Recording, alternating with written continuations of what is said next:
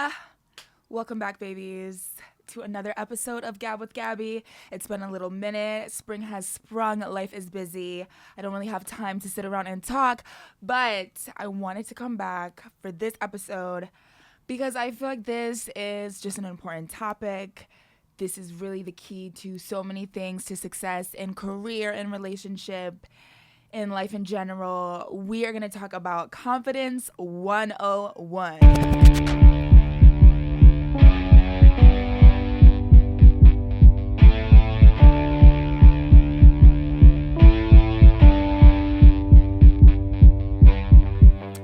Okay, so getting right into it. First of all, what makes me authorized to speak on this subject? Honestly, I'm just self-proclaiming that I am authorized, and that really is just part of confidence, right? It's like sometimes you just really do have to fake it till you make it. But a important distinction to make, right? I think sometimes people kind of think of confidence as like, oh, it's just like a mindset, or it's like something that you're born with, or da da da. I think the more accurate way of looking at it is it's a muscle. Okay, so sure, some people can be born a little bit more like just naturally having a little bit more skill towards it, but overall it's something that you have to just work on. You have to exercise, you have to practice, you have to put in the time and the hours. Okay, and how do we practice, how do we exercise confidence?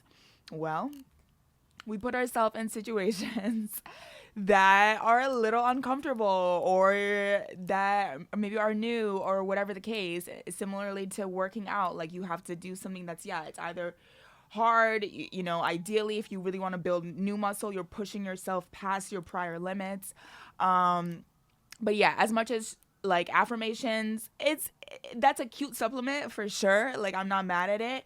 I definitely do practice affirmations, you could say. Like, it's not something that I ever really necessarily defined as such, but I definitely try to make a habit of like, I'll just like randomly throughout the day just be like, wow, my life is perfect. My life is perfect. I love my life. My life is perfect. Wow. Ah, I love myself. Oh my god, I'm just so, wow, I'm a genius. Oh my god, bitch. Oh my god, you just thought of that? Wait, that is so genius. Like, oh my god, I'm obsessed with you. Wait, like, you're so hot as fuck. Like, oh my god, bitch, you did not. Oh my god. Damn, I'll be watching my videos. I'm just like, damn. Like, I definitely, like, that's important. Sorry, I just like, um, but yeah, so oh my god, wait, my window is open. It's probably loud. 1 second. Well, it might be fine. Maybe the microphone is fine. I like having the breeze. So anyway, um, but yeah, so I just think, yeah, so obviously, like, you gotta exercise it, fake it till you make it, fake it until you get it into your muscle memory. You know what I'm saying? Like, I always, like, as a dancer, I always have been the type of learner where it's like, I'm low key really struggling until I've just practiced it enough times to where it gets into my body, it gets into my muscle memory, and then I'm set. Then I'm like, I can just go and go and go. Like, I can, be really stressed out or have these nerves or da da da da. But like, once I really feel like it's in my muscle memory, like, that's like, we're good.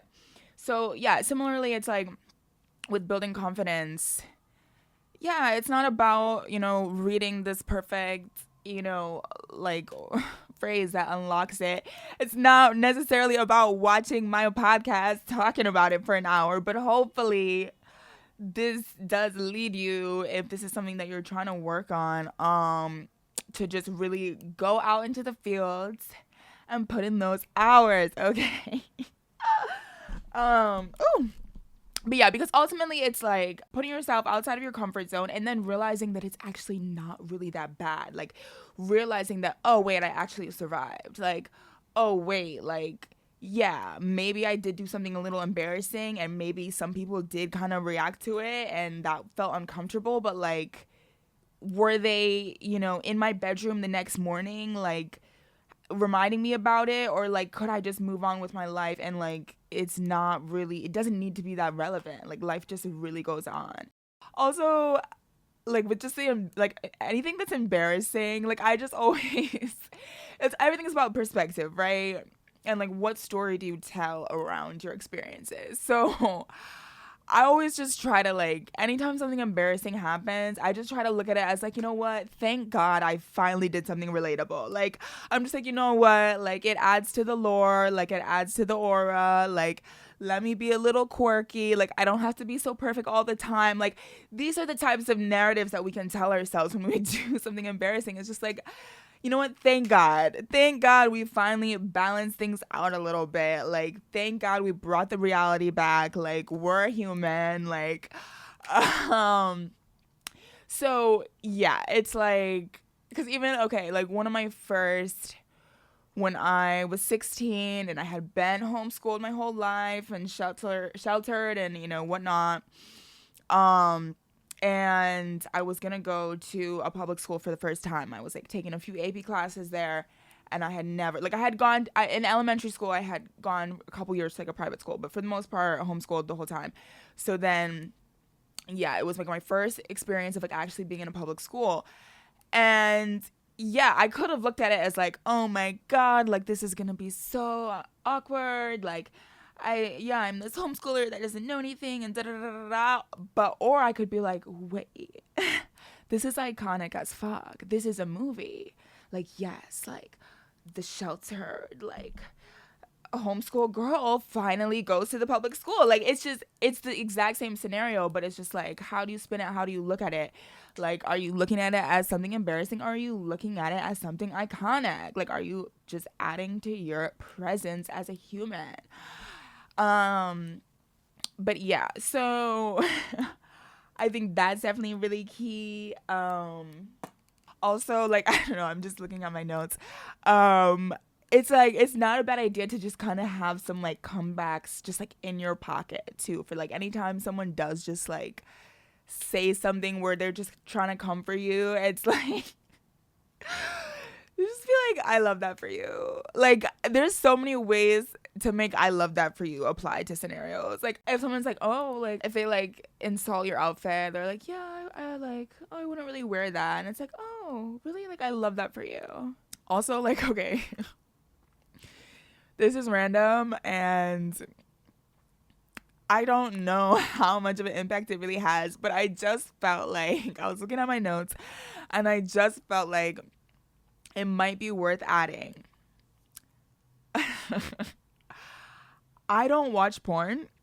I probably in my entire life like could count on my fingers how many times I have. It's usually just been like other people sending me things, or like the first time I ever watched porn, which was with like two of my my college roommate and one of our friends, because they were so shook that I had never watched porn before. Mind you, again, like I grew up super sheltered, so I definitely just like, and like there were so many blocks on like all, I didn't have my own like computer, and there were so many blocks on like the family computers, and like I didn't have like a phone. Like even when I got a phone, I think my dad found a way to like put certain blocks on it. Like, anyway. But I never really got into it, also because I'm just like very particular about aesthetic, and as much as I'm sure that there is like really like cunty like aesthetic like porn out there. Like, I know it is. I just have not put in the work, time, or money to find it. So anything that I had just kind of stumbled upon, or that like people have particularly shown me, it's just, there was just always so many things I wanted to change about just like the visuals in general, whether it's just like the scene itself or just like the styling, the cast, the casting, like, and I would just get so distracted by these other elements that I just could not really get aroused. But anyway, but I generally will either masturbate like in front of a mirror, or like I'm thinking about myself, I'm picturing myself in scenarios.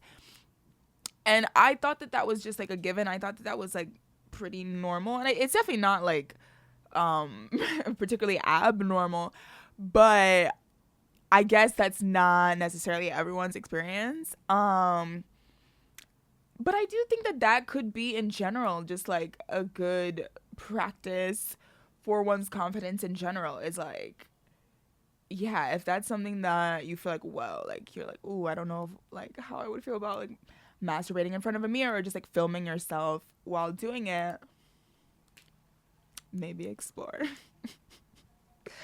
um and just in general too, like I just think that filming oneself is such a great tool. It really is. I know it can be uncomfortable at first. Like I know, a lot of people. I don't know if this is still as much of a thing now, just because so many people are just so much more used to just, being recorded and hearing their voice, in playback and whatnot.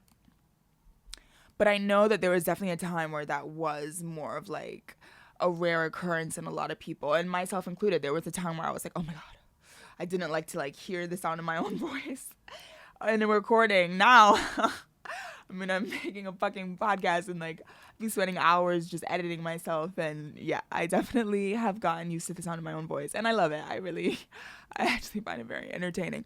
I enjoy it, but yeah, but it's just important. Like it's like how are you ever confidence? Like one of the first steps is you have to accept what's going on, right? You have to become aware of what we're really working with and what's going on. So, there's just not like as much as it's like, yeah, fake it till you make it. That's more like in your presentation towards other people. But internally, you really have to just accept your current state and just really be honest of like, what are my current tools? What am I really working with? So just whenever possible, if you can, just film yourself doing things, record yourself doing things, and just watch yourself back. Watch yourself like drag the video in slow mo and like really just get in touch. Just get in touch. I mean, listen, if that sounds insane to you, like if that's something that is very uncomfortable, again, I'm like in a world where I'm around so many other performers and whatnot. So this is all just like very par for the course for us. It's very normal. Um, but if, things like that are still uncomfortable for you, I mean, okay, take whatever baby steps. Like, I don't know. Film some, I don't know, just like, I don't know, film from a distance. I don't really know what the baby step would be, to be honest. Something that is not maybe as intimate. Like I will say, like even me like getting used to like it definitely there will be moments where I am just like editing these podcasts and I'll just pause on a certain frame and I'm just like, you're joking, right? Like there is no way. Like I'm like, wait, I look like this? Like I make these faces? Like, cause I know that this is not just like only happening on this podcast. Like I know I be making these faces. I'm like, fuck. I be looking like that. I'm like, okay, got it. Um, but it's just like, you know what? Sometimes you just have to laugh it off and be like, you know what? Because and then in the next frame, I'm like, goddamn, fucking supermodel. So it's just like, you know what? If anything, I'm like, okay, well, let me just embrace the range. It's like, yeah, I can really go from looking like a very strange creature to just like the hottest bitch ever. So it's like, yeah, just try to accept what you're working with. Try to really get in touch with what you're working with, and then through that, you're able to really see, okay, what do I like? What don't I like? Okay, like maybe I don't love it when I make this fucking face. Maybe I don't need to like be, so extreme with these certain things or da da da. And you can just slowly start to curate yourself and just tweak, all types of ways that you present yourself. And there's nothing wrong with that. It's, that doesn't oppose self-love. Like, so much of loving oneself is, yes, obviously, like, you have to accept yourself in the moment. You have to love yourself in the moment. But you also have to prepare for the future and really try to set yourself up for the most success that you can. And so, yeah, if there are certain things that, like, you're like, you know what, I don't absolutely love this about myself. Okay, how can we start making changes on that so that, that can evolve and, a future version of yourself can have this other version of that thing. So, yeah. That's important, the acceptance, but also the intentionality behind shaping your future. Also just like little like like really practical like tactile notes, right? Like it's the obvious thing sometimes, but like even like posture, right? Like right now I'm trying to like just get into it. Definitely years of ballet training have helped, because this was something that was like be into my body. But even so, I can, I find myself having, doing all the slouching and doing all the things, and there's nothing wrong with that. But I think in general too, sometimes just the simplest things of, yeah, your body posture can make a huge difference. Like if you're really trying to if you're going into a room that you're like, oof, I'm a little nervous. The people in this room, like I really want to present myself well, da da da. Like the best thing that you can just start out by doing is just elongate that spine, okay? Elongate that spine. Imagine that there is a rope going through your vertebrae all the way through the top of your head, as my ballet teachers would say. And that is just lifting, lifting, lifting, lifting. And then shoulders down. Shoulders down, and potentially like a little bit back, depending. Backwards tends to present a little bit more feminine, whereas bring those shoulders forward and gives a little bit more of a domineering presence. But and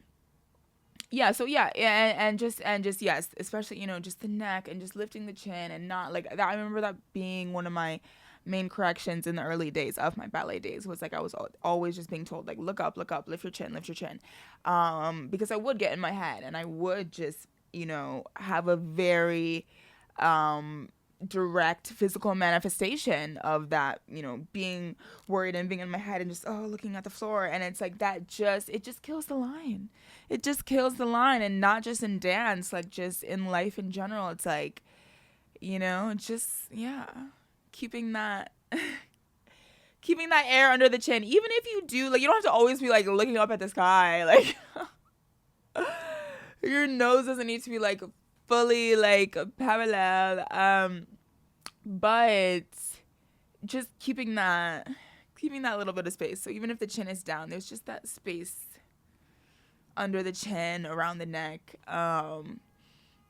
and yeah, like that. It goes a long way. These little things, like again, in terms of just like kind of faking it till you make it. Like these are the simple things that you can kind of start tricking your body and just like, just taking on certain postures that makes your body think, okay, wait, maybe this is not something that we're scared about. Like maybe this is something that we feel, okay, we're ready to go. Like anytime that I'm walking on stage, or especially if I have to walk through the audience before getting to the stage, like I'm not just having a pedestrian walk, you know what I'm saying? Like I'm lifting, I'm having a presence. Like maybe I'm doing arms and da-da-da, and maybe that's a little, not, you don't need to be doing that in everyday life necessarily, but it's just about having that presence and just really commanding the room and taking up space in that unapologetic way. As far as more just practical and tactile tips is like just be well rested. Yo, I will say that I do think that one of my greatest superpowers in life, and I have been told this, is really just my ability to sleep anywhere. Like I really I be sleeping on the subway. I be taking those quick power naps. I can sleep in the middle of a party, like on top of a booming bass speaker. I can I can sleep on a messy bed full of scissors and clothes and all, all manner of things. But yeah, and I think that those little things will go a long way too, because even myself, it's like, even though I do feel like I'm in a place in my life where I do feel, yes, generally very confident, I'm able to go into most rooms and I feel like I'm just able to, take command of it and present myself in the way that I want to. And, whether it's while I'm actually performing or just generally in life, And that's not saying that I never feel nervous. Like, absolutely I do. But I know how to just, I know how to turn it on. But what's it called? But yeah, but I think a big part of that really is that I do as much as I go into those high energy states, I also really do prioritize my rest, and I do get my sleep in wherever I can. Like, I'm really fortunate in that way, to where it's like, even if I only got 3 hours of sleep that night, I'm gonna find those little random moments where I can just take those quick little power naps and just get as much energy and fuel as possible. Because if I am tired, like, that's the fastest way that it's like, you're not, my engagement is just gonna plummet. You're just not gonna see the same. It's just gonna be a lot harder, it's just gonna be a lot more of the faking it required. Whereas when I'm well rested, you know it's just so much more of just like a natural fun thing of just like, yeah, like, I don't really have to fake shit. I want to be here, I want to be doing this. I feel that I'm able to fully put my energy into, whatever it is. Boom. um yeah, and then just in general too, like, I think it's like, don't be scared of your own negative thoughts. um yeah, I think, um sometimes with all this sort of, positive thinking, diction, and all the literature and theory behind it and whatnot, I think sometimes it almost feels like it's like, oh, you're not supposed to have any negative thoughts. Like, negative thoughts are bad, bad, bad, bad, bad. But it's like, well, negative thoughts are always going to pass through. That's just your brain being thorough. Like, just don't identify too much with the thoughts. Like, it's like, again, like, it's like a smart mind, a thorough brain. Yes, all the different thoughts, the negative, the positive, da da da, everything is going to pass through. Um, it's just what you choose to dwell on and what you choose to really identify with. So, having doubts and having fear and being anxious is not a bad thing. It's not a sign of a lack of confidence. It's not a sign of a lack of progress. It really is just your brain continuing to be thorough, continuing to like present all the options, and you can just choose to be like, okay, yes, I just had this insane worst case scenario pass through my head where I fell off like the aerial rig and, broke my neck and crashed to my death. But I'm not going to latch onto that. I'm not going to think, oh my God, because I just had this thought and this visual, this must be a prediction of my future. And now I'm fucking terrified because I think that this is going to happen. It's like, no, it's like, I'm like, okay, yeah, that technically is an option, but that's not what's going to happen. And then I visualize, everything going great and, just keep it pumping. Okay, but that's just, yeah, it's just like, just don't be scared of the negative thoughts. Like, again, it's like, don't identify with it. Like, try to just keep it passing through. If you need to, like, kind of bat it out to accelerate that process, whatever you need to do. But just know that that's still, the most confident people in the world still have the doubts pass through their mind. They still have all these thoughts.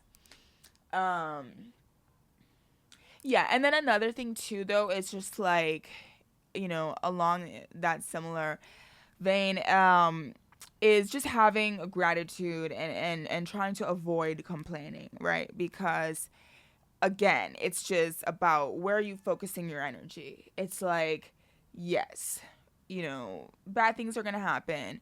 You're going to have interactions that you feel are just the most cringe thing on earth. You're going to have, like, wildly embarrassing things. I was debating how much I wanted to get into my own personal embarrassing stories because I have plenty. But maybe I will save it for another one and just really just go down the line. Okay, wait. I'll just give one. Fuck it. I'll just give one. So, back to that year of high school where I was like fresh out of being homeschooled, and Yeah, in a public school for the first time, and it was the like homecoming like rallies, like in the like gym or whatnot before like the homecoming game, and the school colors were black and white, right? Fire. And so of course I had, I had dressed in school spirit, so I'm wearing a black shirt and white pants, and well, it was that time of month for me. Okay, I was on my cycle, and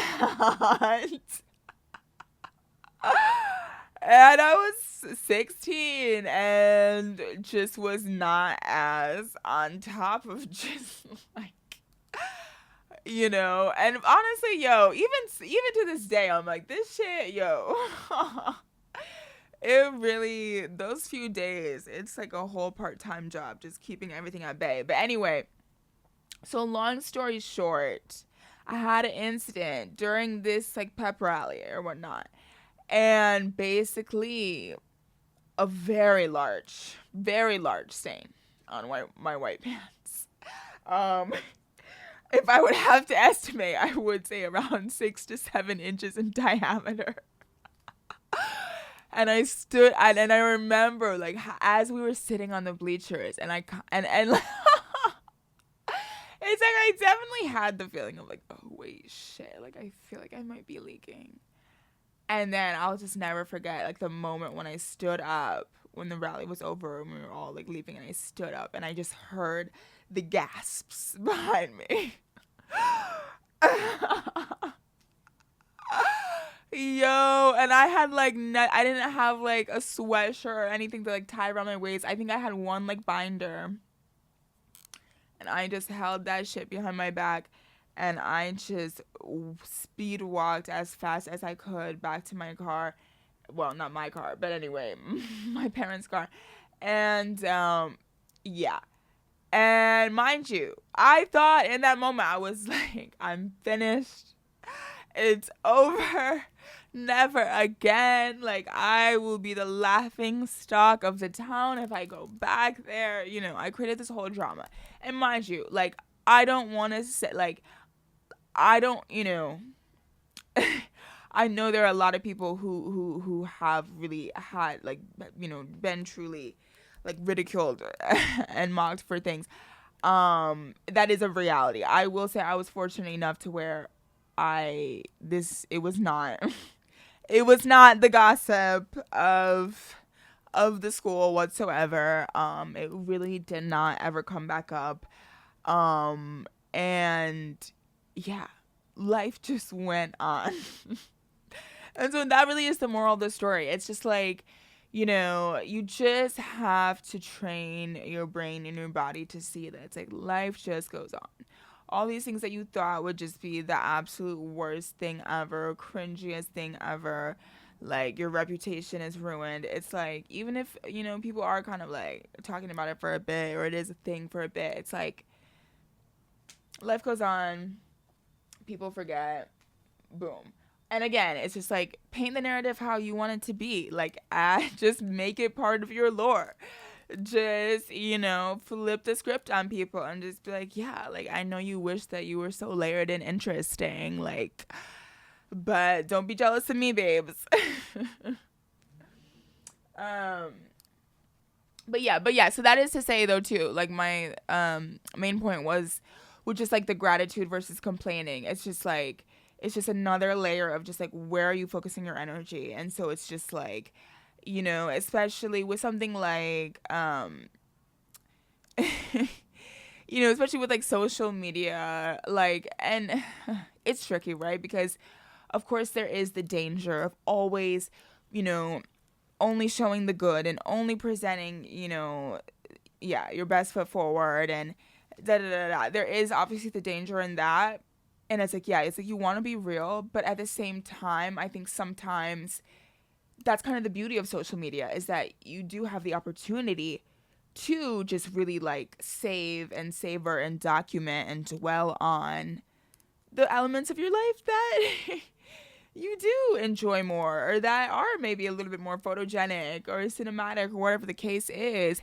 And I think it's just a fine line with like, it's like you be real, but also be careful not to just like complain too much online, because frankly, again, it's just the whole thing of dwelling on it. And it's just like, is that really what you want to then be putting out for other people to consume? Is that they're now then taking on to and tapping into what's going wrong in your life? Like, again, like, I know these are delicate waters, but yeah, I just personally feel that, you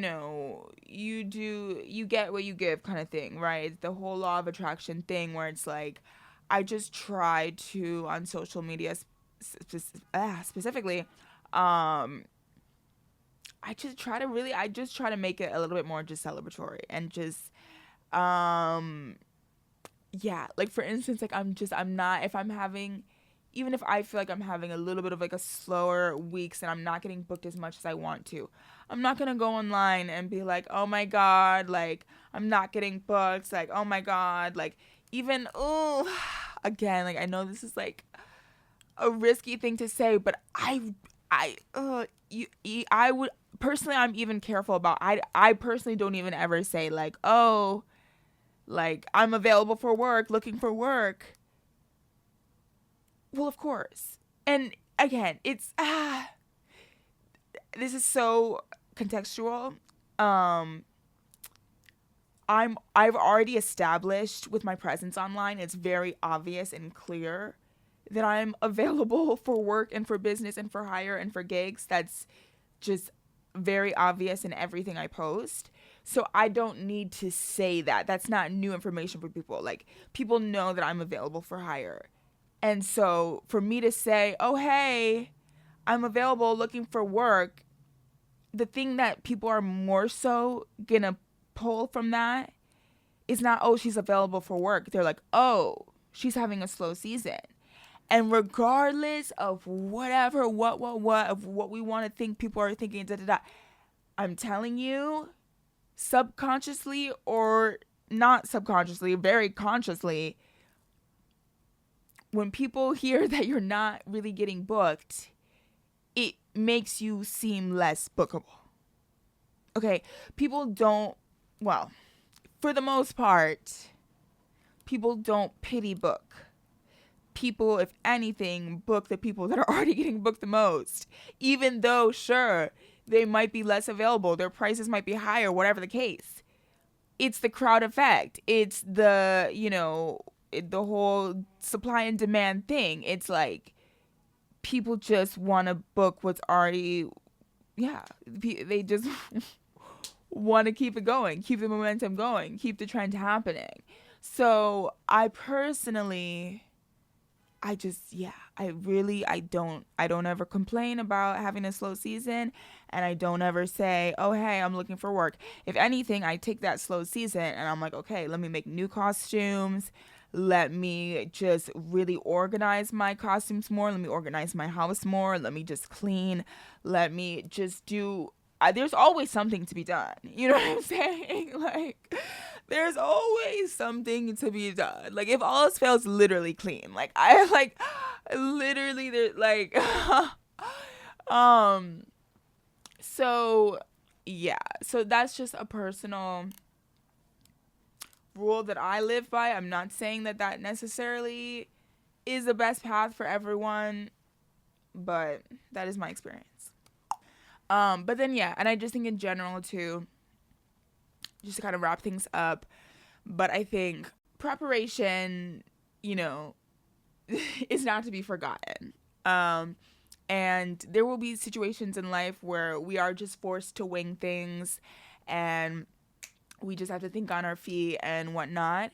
But whenever possible, just try to prepare as much as you can. I think that, um, with really confident people, there's like an effortless about it, right? Just with any art, like that's kind of that one of those final levels that kind of locks things in and really makes, separates the professionals from the amateurs, if you will, is yeah, just the ability to really make things look effortless.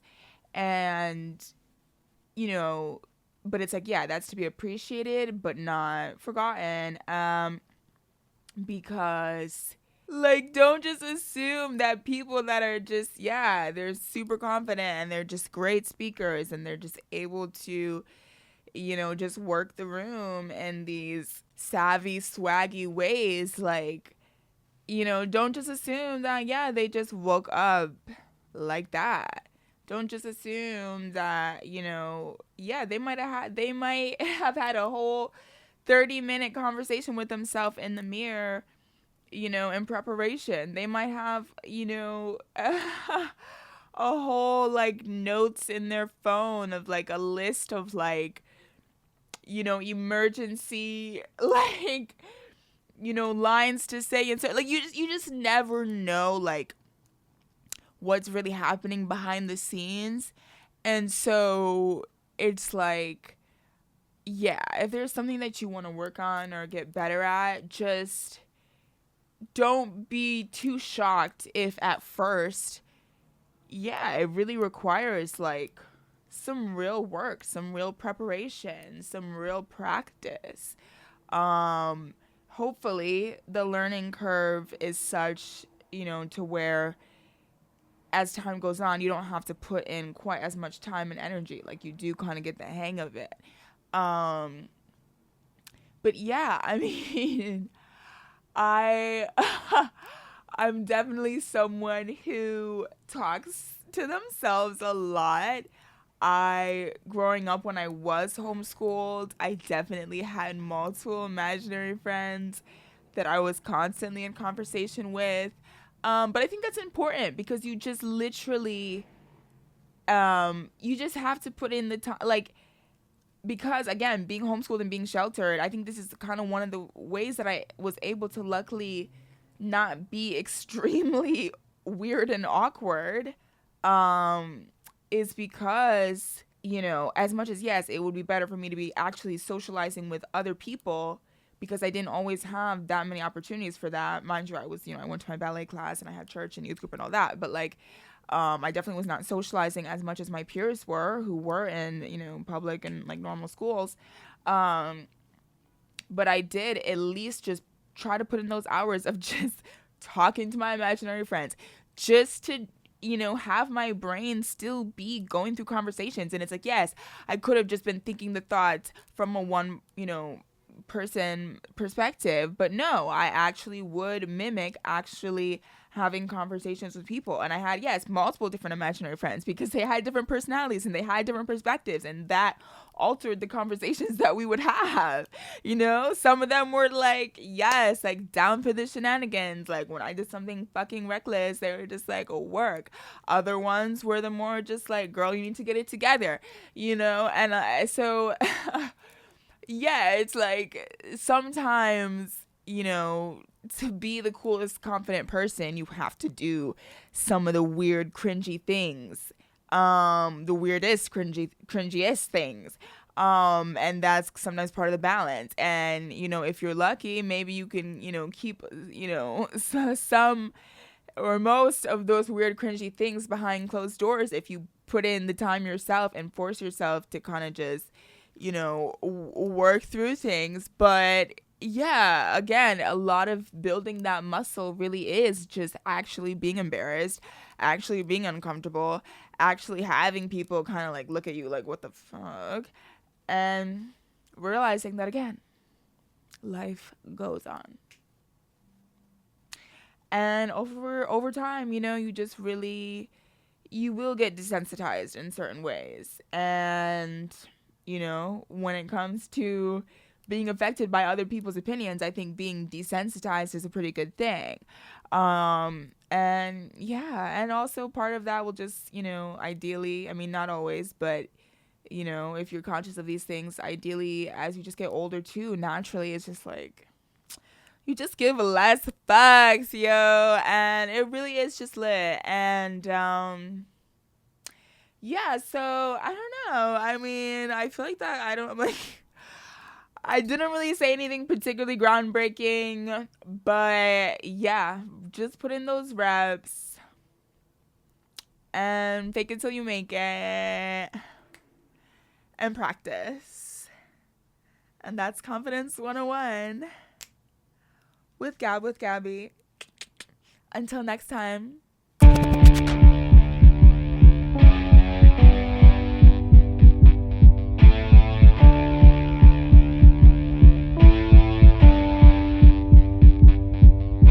Also, feel free to, like, subscribe, comment. We love a comment, gets that conversation flowing. If there's any topics that you feel like, ooh, you want me to talk about, I love it.